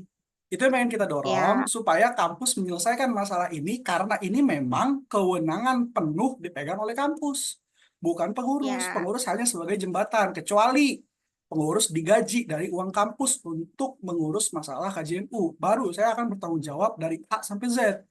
Kita tidak Mm. digaji, kewenangan kita hanya sebatas sebagai volunteer, jembatan antara Mm-mm. mahasiswa, kampus, dan kemahasiswaan, baik itu bahkan dinas mungkin, dan Mm-mm. itu sudah kita lakukan sebelumnya dari awal sampai akhir. Mm-mm. Sekarang permasalahannya apakah ke kampus kita mau berkoordinasi, mau kooperatif dengan hal yang sudah kita perbincangkan. Karena sebetulnya outputnya adalah gampang. Kalau kalian mau diskusi dengan dinas untuk cari jalan keluarnya, selesai masalahnya. Dan itu yang nggak dilakuin sama kampus, Mbak Meli. Kayak gitu. Berarti kampus belum ada keputusan apapun, mengambil langkah apapun untuk hmm, kalau untuk dilihat dari UIN Surabaya itu udah ditelisikin belum Kak? Untuk kenapa sih kok dia lebih cepat? Apa yang benar-benar ditelusurin satu-satu? Oh ternyata celahnya di sini, celahnya di sini gitu. Mbak Meli, itu yang lagi kita perbuat, Mbak Meli. Mbak Meli nggak Enggak, dengerin saya dari awal tadi ya? Saya bicara apa ya? eh berarti enggak sorry sorry to say berarti celah apa kak kakak ini bisa jadi pengurus belum tahu semua celahnya dari belum belajar semua tentang di kasusnya tuh UIN Surabaya. Jadi Saya kita potong. belum Ngapain? Gini, saya potong. Maaf ya, saya potong. Ngapain kita belajar tentang masalah Win Surabaya? Ngapain? Bukan kewenangan saya. Saya nggak ada kewajiban untuk ngurus itu. Kenapa tapi saya berinisiatif? menjadi Gini, perbandingan kan itu. kenapa saya inisiatif ke UIN Surabaya? Saya cari datanya, apa maksudnya? Kenapa? Karena saya berinisiatif sendiri. Kenapa? Karena kampus tidak bergerak. Gitu loh, Mbak. Kampus nggak bergerak. Jadi saya berinisiatif sendiri. Kita cari, kita telusuri apa sebabnya UIN Surabaya bisa duluan. Itu loh yang dari tadi saya bahas loh dari Mm-mm. awal. Mbak Meli nggak dengar saya bicara Ya, dari tadi ya? berarti itu belum kepecah dong. Apanya tuh belum kepecah dong Aduh, Mbak. Nggak, maaf jawabannya. nih. Maaf. Saya punya kesimpulan Mbaknya nggak ngerti dari awal sampai akhir yang saya jelaskan. Kenapa? Karena teman-teman di chat itu udah pada paham semua maksud pertanyaan Mbak itu apa. Jadi saya nggak mau lanjutin perdebatan ini. Insya Allah kita tetap bakal lanjutin seapapun outputnya yang terjadi. Insya Allah kita akan usahakan semua bisa lanjut ke tahap selanjutnya yaitu verifikasi dinas sampai maksimum lah persetujuan pimpinan tinggi. Karena gini, surat dari dinas itu turun langsung ke petinggi kampus, saya sebut saja rektor, di mana rektor Hmm? yang punya wewenang untuk memberikan wewenang langsung ke pengurusan pengupdatean dikti. Jadi undangan itu dari awal udah ada. Nah, permasalahannya kenapa diktinya sampai sekarang belum update? Dan itu yang lagi kita Hmm. telusuri, kenapa kampus tidak kooperatif. Jadi saya stop sampai situ. Silakan Mbak Meli bisa unmute dulu. Jadi saya nggak akan jawab lagi pertanyaan lanjutan karena saya anggap Mbak Meli nggak mendengarkan perbincangan saya dari awal sampai akhir. Gitu aja. Terima kasih. Oke. Nah, teman-teman ada yang mau nanya lagi?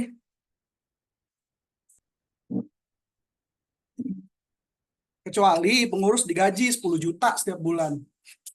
Banting tulang saya urusin semuanya itu. Saya cari ke Surabaya, Surabaya saya datengin.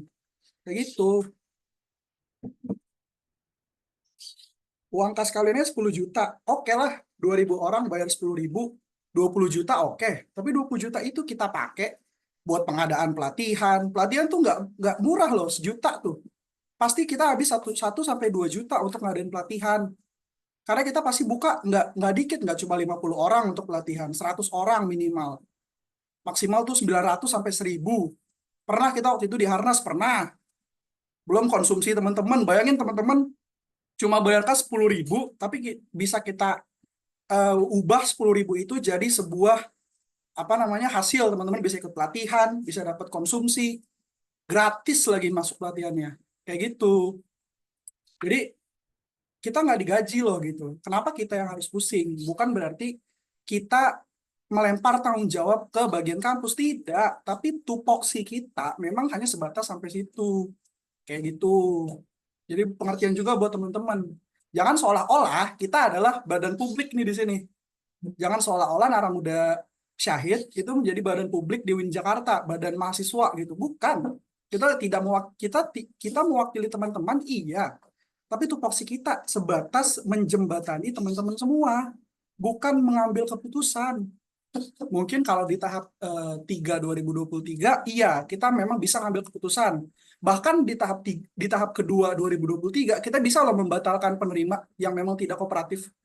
Pengurus bisa melakukan itu. Mungkin kalau sistemnya sama seperti dahulu, saya akan bertanggung jawab penuh untuk menyelesaikan masalah ini. Cuma untuk sekarang sistemnya berubah semua. Kewenangan itu ada di pihak kampus. Pengurus tidak lagi mendapatkan kewajiban untuk mengurus masalah itu.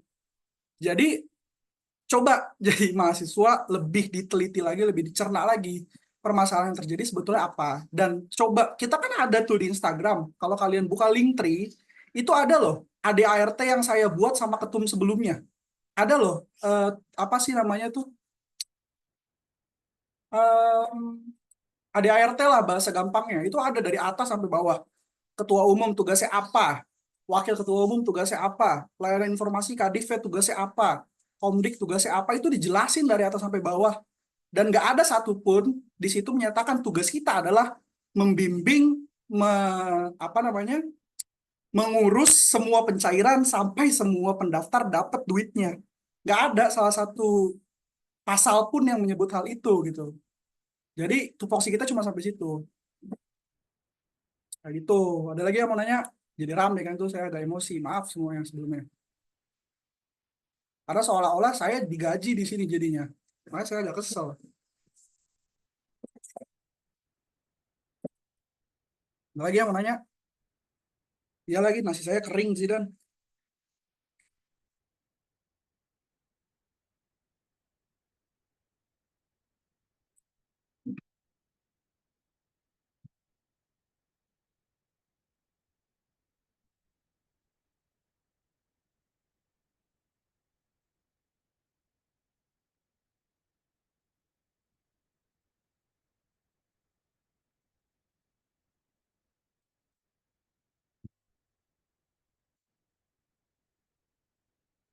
Saya makan ini, apa namanya, nasi uduk, pakai tempe goreng, pakai tahu.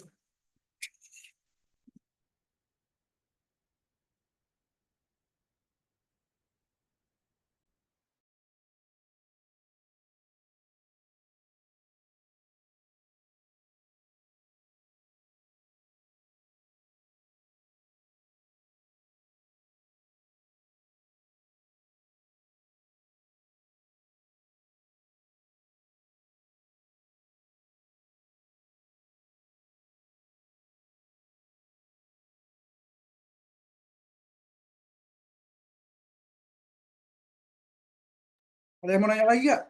Saya tunggu sampai 14.35 lah, sambil kita nunggu. Ini data teman-teman juga lagi diproses, lagi dirapihin sebelum nanti dikirim ke bagian akademik untuk diproses.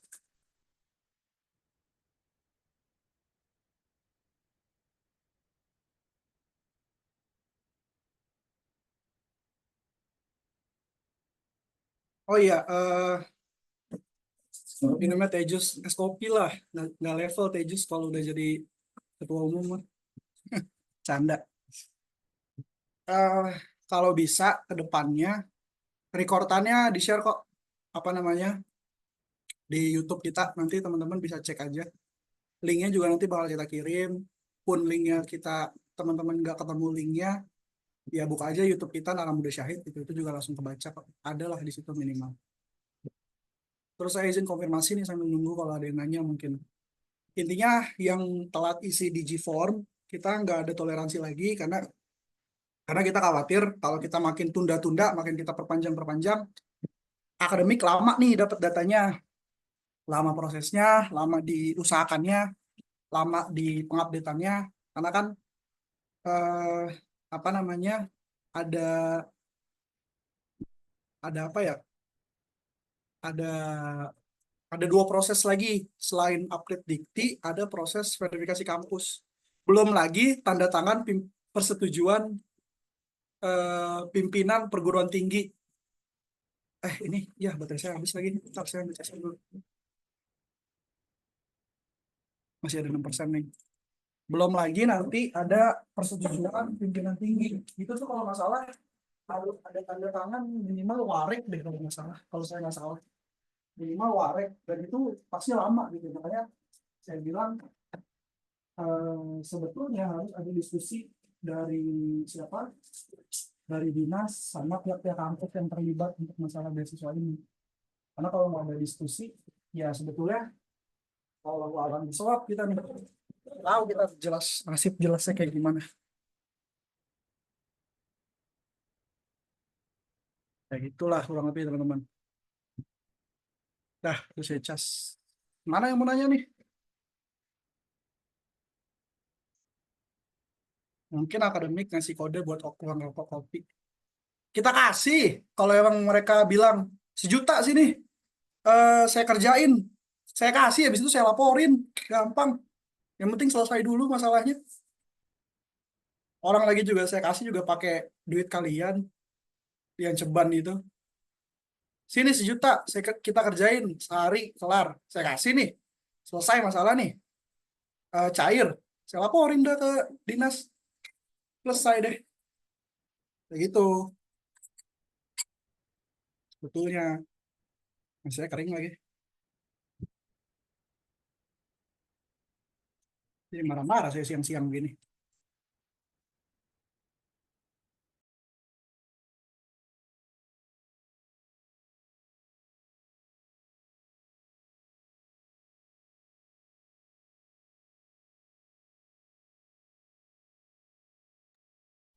Sebetulnya kalau kita laporin kalau diktinya nggak bisa diupdate juga gini, saya kasih apa ya, vision gitu ya. Asik bahasanya vision. Ini emang peraturan dinas. Sebetulnya yang salah tuh lebih besar di dinas karena mereka bikin regulasi baru tanpa pikir panjang lah istilahnya. Jadi kalau kita bilang kita laporin kampus ke dinas, ya dinas malah seneng dong. Data yang diurus berkurang 2000-an. Jadi sebetulnya sama aja. Laporinnya ke Pemprov justru. Penyelenggara utamanya kan Pemprov. Jadi paling ke sana. Itu. Ini mana? Gak ada yang mau nanya. Tugas saya masih banyak nih. Iya kan, saya heran ya jadinya ya. Mereka buat buat baru nih. Gini loh, Zidan maksud saya. Kenapa nggak dari waktu liburan bikin semesta? Oke lah, pas liburan itu eh, mereka ngebuat kerangkanya, mereka ngebuat webnya atau gimana gimananya gitu. Jadi di finishingnya itu adalah maba masuk, mereka pakai semesta gitu. Itu sebetulnya fungsinya lebih besar daripada update dikti sih sebetulnya menurut saya. Cahaya, iya bisa kok di pas semester. Jadi gini, kenapa saya bilang kalau maba nggak terdaftar bisa daftar, kalau maba sekarang nggak terdaftar itu aman. Kenapa saya bilang aman? Karena kalaupun kalian keterima di tahap ini nih, misalnya ditetapkan jadi penerima pada saat kalian semester 1, kemungkinan kalian dapat distribusi kartu itu di semester sebelum masuk semester 3. itu nanti akan langsung keluar tuh 2 semester 18 juta. Nah, kalau kalian daftar di semester 2, ada kemungkinan juga tuh kalian dapatnya di sebelum semester 3 sama kayak yang daftar di semester 1. Makanya kenapa saya bilang aman, karena ya kayak gitu sebetulnya. Cuman bedanya yang terdaftar dari semester 1, mereka dapat 18 juta karena udah lewat 2 semester tuh. Banyak dapatnya. Kalau yang terdaftar dari semester 2, berarti mereka cuma dapat 9 juta karena terhitung daftarnya di semester 2. Begitu. Ya kan dulu maba-maba tuh dari dulu penyakitnya gitu. Pas keluar 18 itu mentang-mentang 18 banyak nih, waktu bayar UKT masih panjang, dihabisin tuh maba dulu masalahnya. Pernah ada masalah gitu. Pas habis bingung bayar UKT akhirnya putus kuliah. Tuh. Makanya pas nanti kalau misalkan kalian, semoga aja nih ya, terdaftar, masalah dikti selesai, keluar 18 pas kalian mau semester 3, ya bijak-bijak lah makanya beli laptop. Jangan kayak beli handphone ya nggak apa-apa, asal ya emang butuh gitu. Kalau saya sih saranin beli laptop.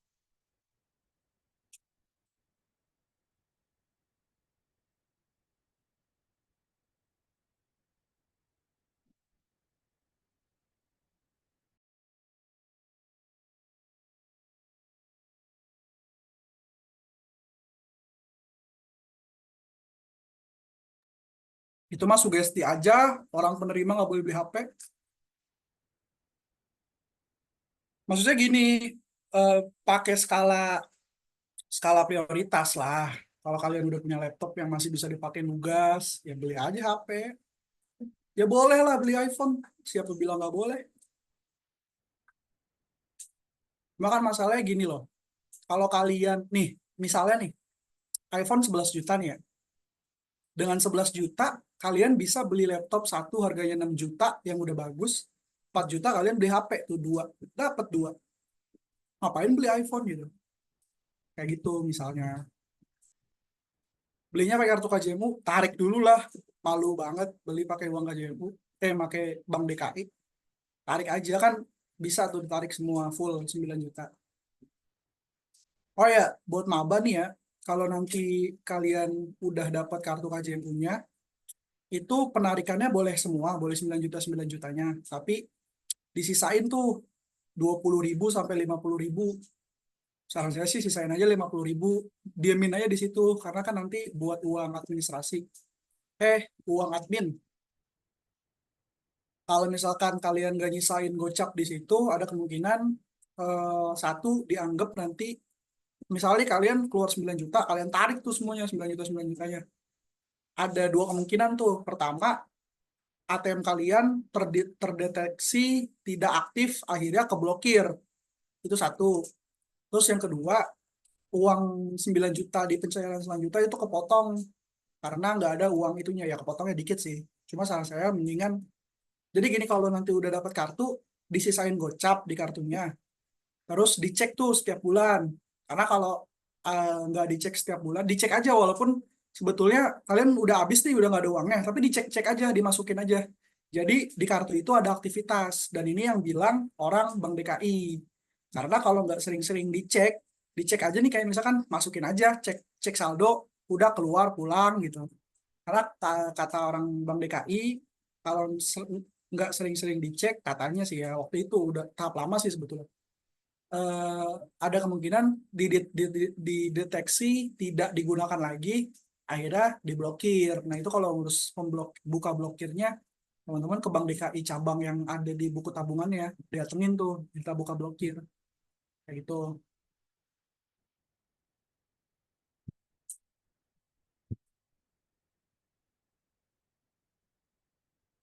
Saya 9 juta dipecah apa enggak setiap bulannya? Enggak, yang dipecah itu KIPK. KIPK tuh udah pasti dipecah. Sama KJMU juga sebetulnya bisa dipecah kalau PTN-nya pakai sistem pendebetan. Kalau UIN kan nggak ada sistem pendebetan.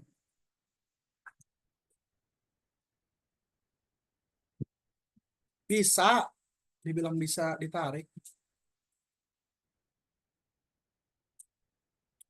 Kata siapa bisa dicairi cuma 1,5? Saya sampai semester 4 dicairin semua kok. Bukan yang nggak boleh pakai air galon. Maksudnya kalau kalau kalian pas di survei nih, kalau kalian ngakunya pakai air galon yang beli di Indomaret, tukernya ke Indomaret. Indomaret kan 40-an ya. Berapa, Mah? 20 lebih ya untuk isi galonnya. Nah, apa? Si ulang ori. Ya, isi ulang orinya kan 20 ribuan. Itu Nah, kalian isi dianggap ulangnya. mampu tuh. Dianggap mampu dan bakal ada potensi dibatalin. Kayak gitu. Jadi kalau kalian yang benar-benar isi ulang, bilang aja isi ulang. Si ulang Yang yang 9.000 biasanya gitu, atau yang 10.000. Karena itu punya dampak ke kebutuhan masak. survei. Karena kan nanti penggunaan 10.000 aja tuh dihitung per harinya. Ceban kali 30 berapa tuh? Berapa? 300 apa 3 juta? Jadi di situnya dihitung 300. Terus listrik kalian berapa dihitung, motor ada berapa, biaya pajaknya berapa. Nah itu makanya kenapa saya bilang sekarang tuh diperketat karena kayak emang benar-benar diperketat. Ada tuh nama sistem barunya, jadi ada namanya verval, verifikasi validasi. Jadi udah diverifikasi, divalidasi lagi gitu. Data kalian masuk, verifikasi awal, verifikasi kedua, verifikasi ketiga, verifikasi anggap lagi nih, data kalian masuk, verifikasi sekolah, verifikasi kampus, verifikasi dinas. Setelah verifikasi dinas, verifikasi lagi, setelah verifikasi lagi, validasi. Validasi itu bisa bentuknya konfirmasi dari pejabat setempat, RT RW, atau validasinya itu bisa bentuknya survei, tuh kayak gitu.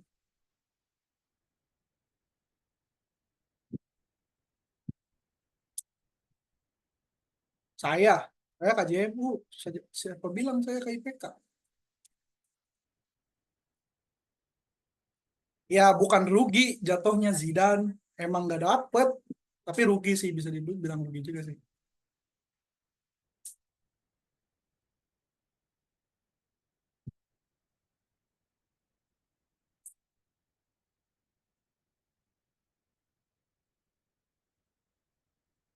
Jadi gini, kalau kalian terdaftar sebagai penerimanya dari semester 1, otomatis semester satunya tuh kehitung dapat 9 juta. Cuma emang nanti dapatnya pas udah dapat kartu. Kayak gitu. Kalau kalian terdaftar sebagai penerima di semester 2, ya dihitungnya dari semester 2, bukan dari semester 1. Biasanya dadakan kalau survei. Ada yang dikabarin, ada yang dadakan. Gitulah nggak jelas.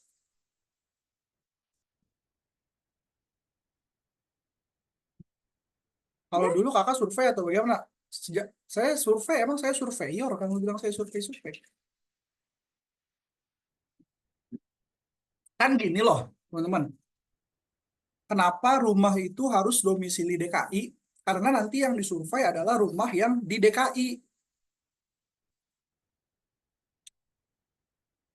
Nah, kurang ajar Zidane, Tumkor. Tapi nggak apa-apa sih, kamu juga nggak bisa ngetek saya. Kamu mau sebar di mana? Eh, jadi gini, survei, ada yang dikabarin lewat RT, ada yang ditemenin sama RT-nya, ada yang ucuk-ucuk tiba-tiba datang. Nah, itu kenapa di alamat pas kalian isi di web harus diisi alamat asli, bukan alamat asli itu maksudnya alamat yang emang kalian tinggali saat itu. Sorry, yang emang tempat tinggal asli kalian. Kalau misalkan kontrak, ya tempat kontraknya. Kalau rumah numpang ayah ibu, tulis alamat ayah ibu. Biar pas disurvei, itu ke tempat itu. Misalnya nih, kalian anggap lagi nih, kalian dari PTN luar, dari Universitas Brawijaya, anggap rumah kalian kan harus domisili DKI, ya kan? Alamat kalian tuh masukinnya yang di DKI, bukan kosan kalian yang ada di Brawijaya, bukan. Jadi nanti orang surveinya bakal datang ke rumah yang di DKI buat ditanya, nih anak emang tinggal di sini nggak? Nih anak bener nggak namanya ini? Bener nggak datanya ini? Kayak gitu. Baru udah setelah diverifikasi bahwa benar dia tinggal di sini, ditanya-tanya listriknya gimana, aquanya gimana. Ya nggak apa-apa, kan nanti ada kemungkinan ditemenin RT. Pokoknya kalau pas di survei nggak ada kamu, terus nggak ada RT juga, tiba-tiba dia datang, ya dia balik lagi kapan-kapan. Suka-suka dia kan yang dapat tugas survei dia. Jadi jangan kamu yang pusing, tapi ingetin orang rumah, Pak, Bu, kalau ada yang survei, bilang gini-gini, jangan blunder. Soalnya banyak tuh orang-orang mahasiswa yang ngegocek tim survei, padahal punya mobil tapi daftar, tahu-tahu dapet, gitu kan sialan tuh orang-orang gitu. Satu lagi, saya ngomong kasar.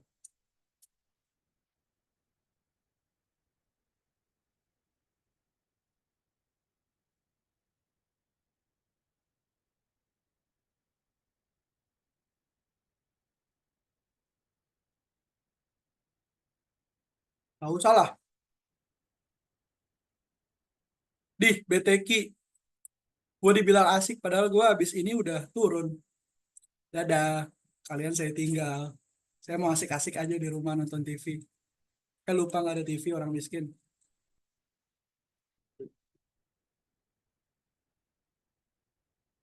Ya betul, Kurnia. Pokoknya gini loh, kalian tuh pas isi-isi tuh jujur aja udah, nggak usah bohong-bohong. Ngapain bohong-bohong?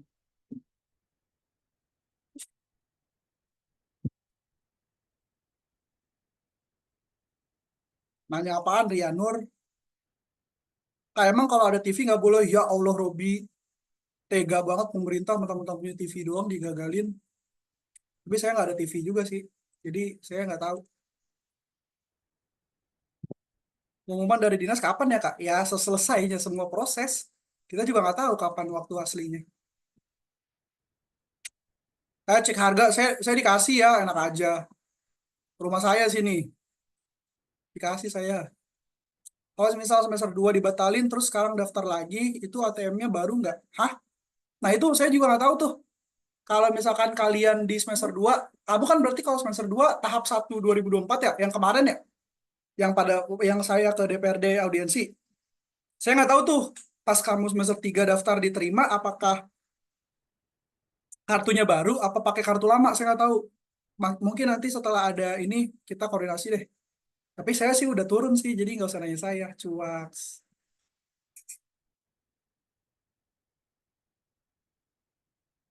Sang Kamen Rider. Apa sih Zaka dah? Jelas deh Zaka. Cara jadi pengurus Narambud. Bram. Kenalin nih, Bramantio Hasa. Cakatum, pengurus selanjutnya. Tandain, namanya Bramantio Hasa. Orang FDCom. Tapi ada kemungkinan batal lagi atau keterima ya Bang. Ya saya nggak tahu. Kamu tanya aja dinas. Emang saya ngurus, kalau saya ngurus sih saya bisa kasih kamu kepastian. Ganti QQ tuh bebas. Mau setelah ditetapkan jadi penerima, mau setelah cair, mau apa. Oprek, nanti tunggu tunggu saya tuh gini, alur opreknya tuh nanti. Nah bener tuh kata Zaka, saya mau screenshot dulu. Astaga, ini apa isi hati saya tuh pengurus rasa PNS anjir. Oprek pengurus tuh nanti pas cair nih, kan cair misalkan, insya Allah lah kita cair semua. Cair berarti kan tanggung jawab saya udah selesai tuh karena udah cair. Saya turun, kita pilih calon baru dari pengurus yang udah kita kader, pimpinan baru kepilih, baru dah suka-suka pimpinannya nanti bakal mau oprek kapan.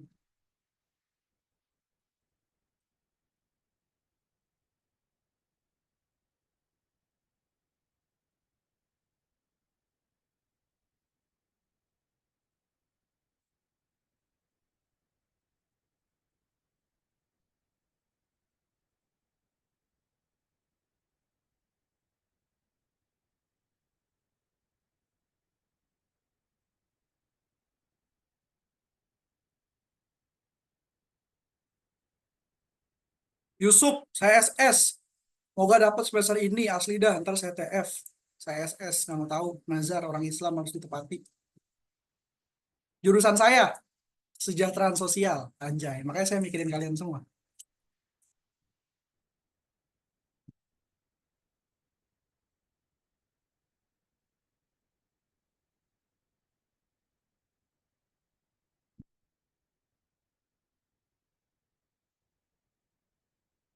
Ya, FDCom, kenapa emang? Jangan menyangkutkan saya ke warna, saya abu-abu.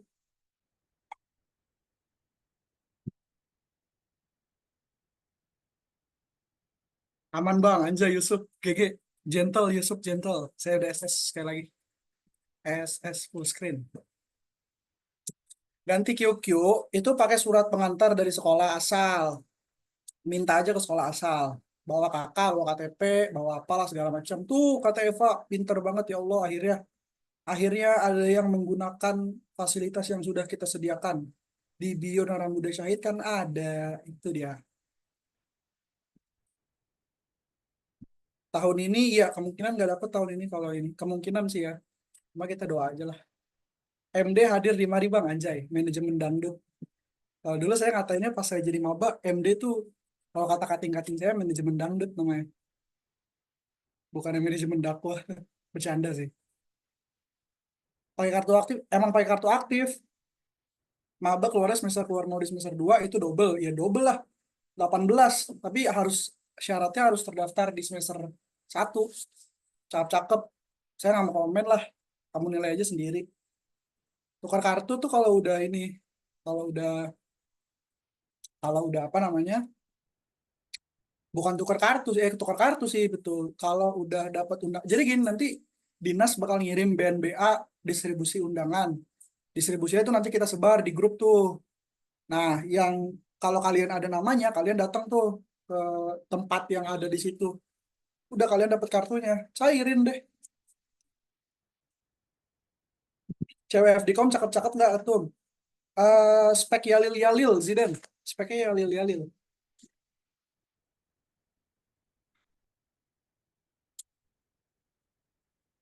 Zidane FSH ya, berarti sama kayak Bang Hudan tuh. Kalau bisa tuh ganti QQ kalian aja sendiri deh. Kalau misalkan udah, kalau saya kan dulu kenapa sama orang tua, karena sebelum sebelum saya ditetapkan kan, makanya orang tua saya yang jalan. Cuma kalau bisa sih sekarang kalian aja jalan sendiri. Intinya tahu tuh syaratnya apa aja sih. Jadi bisa bisa bisa tukar pikiran kalau lagi diskusi kayak gini. Nggak cuma iya iya doang. Setiap hari ada matkul. Bolos sehari ya ampun. Saya aja udah berapa kali bolos kuliah nih. Berapa matkul. Cuma gara-gara bolak-balik ke mahasiswaan doang. Ih, nggak ada masalah orang. Ih, gini loh, teman-teman tuh dikasih maksimum alfa 4 kali atau 3 kali itu dipakai, nggak ada masalah sama nilai kecuali kalau kalian izinnya udah lewat dari 4 kali itu gitu. Kecuali kalian tugasnya males-malesan, baru udah ganti QQ ke Bank DKI yang ada di buku ATM atau di mana, Jatinegara, Jatinegara Rawabunga, ke P4OP-nya langsung datang ke sana, bawa surat pernyataan dari sekolah, bawa kakak, bawa KTP segala macam, adalah di bio. Itu saya jadi ngalor ngidul yang ngomongnya. Ayo dong yang mau nanya, masih ada 248 orang. Dari bebas, suka-suka kamu, kalau kamu waktunya luang, saran saya sih dari habis subuh aja, jadi enak gitu. Kalau misalkan kamu matkulnya full dari jam 7.30 sampai 15.15, saran saya di subuh. Jadi ada kemungkinan bisa ini itulah.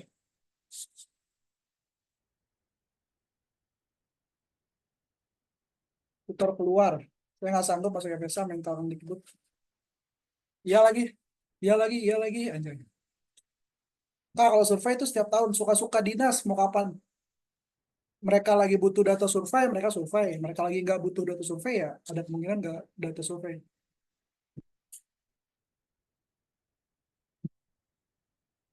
Setahu saya nggak ada deh. Dulu, lagi ngapain sih nyuruh? Datang aja sendiri ke sana. Gampang kok ngurusnya. Kan juga dikasih tahu sama orang sananya. Ya boleh lah. Selama udah cair, hak kalian dipakai buat apa aja. Cuma kalau udah habis, jangan nangis-nangis. Pengurus, kayak siapa tuh waktu itu? Ada habis cair, dia langsung dihabisin. Saya nggak tahu buat apa. Pas ala giliran bayar UKT, dia malah kayak ke pengurus minta-minta ini itu.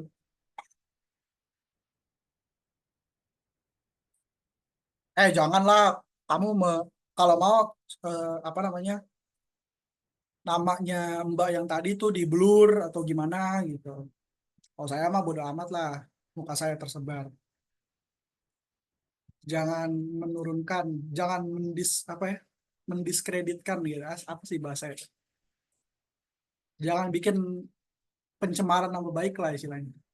Diskriminasi, kok diskriminasi? Gila. Kalau buat maba sisa KJP bisa cairin nggak? Jangan, astaga, kamu mentang-mentang ada celah dimanfaatin. Nah bener tuh kata Fadila, jangan mujukin orang meski dia salah. Makanya tadi saya stop aja. Antara dia yang nggak paham, atau saya takutnya saya marah-marah soalnya. Bener aja marah-marah tadi. Bukan buat kuliah doang. Ya itu, nah benar tuh kata Kurnia. Itu hak. Kalian nggak, astaga, kalian tuh nggak ada yang, kita kan udah punya IG nih ya, ada Linktree. Kalau kalian buka, itu keluar semua yang kamu tanya, Andoko, udah ada jawabannya. Pertanyaan kamu tuh udah ada jawabannya semua. Buat main BL apaan? Oh biliar. Lah main biliar paling 35.000 1 jam. Patungan sarang goceng main berlima juga dapet. Ada berlima, bertujuh bisa. Ngapain pakai uang KJP? Ini Nek. Langsung aja tadi Jiko. Ini. Buat beli game di Steam boleh apa enggak? Saya aja beli Football Manager 600.000, aman-aman aja. Gak ada yang larang. Oh iya, doa bersama akhir Zoom. Akhirnya ada yang ngingetin ini. Ganti QQ ke rawa bunga, iya ke rawa bunga. Dah, akhir obrolan rapat isinya Zidane semua. Iya lagi, iya lagi. Ah, jangan tanya saya aman apa enggak. Kalau saya jawab aman, nanti pas kamu dibatalin, kamu nyalainnya saya lagi. Resiko masing-masing aja udah. Terakhir deh ya. Dan sebelum kita tutup, pertama saya mau ucapin terima kasih semua teman-teman yang udah hadir di sosialisasi kali ini, sosialisasi terakhir. Sekali lagi saya mau ucapin terima kasih atas waktunya dan atas apa namanya, teman-teman juga sudah jadi wadah untuk kita meluapkan segala macam yang udah kita simpan di sebelum-sebelumnya. Kita kawal pencairan, kita kawal pendaftaran bareng-bareng. Semoga ada kabar baik dari akademik, dari pengurus maupun kemahasiswaan, khususnya juga dinas, terkait dengan kelanjutan pendaftaran kita. Pun nggak ada, insya Allah diberikan jalan yang terbaik lah. Biar kita juga masih bisa lanjut kuliahnya, ada halangan apapun, dan semoga yang buat lanjutan khususnya itu bisa diberikan kemudahan. Dan hal lain-lain, kurang lebih seperti itu. Doa bersama masing-masing sesuai dengan kepercayaan partai masing-masing, maksudnya agama masing-masing. Berdoa dimulai.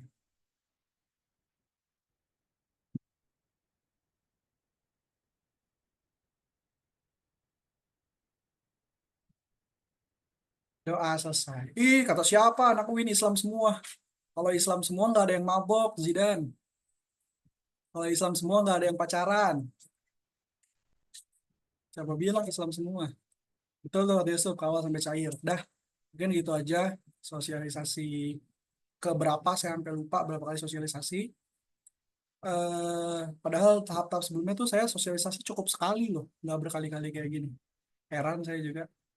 Gitu aja, terakhir dari saya mewakili teman-teman pengurus. Mohon maaf kalau ada hal yang tidak dienakan, hal yang kurang bisa diterima, atau hal-hal lain yang memang menjanggal hati teman-teman semua. Itu aja yang bisa kita sampaikan. Saya mewakili pengurus, sekali lagi mohon maaf apabila ada salah-salah kata. Dan terakhir, jangan putus kuliah cuma karena masalah ini yang mungkin memang ada ketergantungan dari KJU. Jangan sampai juga teman-teman malah nyerah di pertengahan jalan. Kurang lebih gitu aja dari saya. Wabillahi taufiq wal hidayah. Assalamualaikum warahmatullahi wabarakatuh. Bye guys. Waalaikumsalam.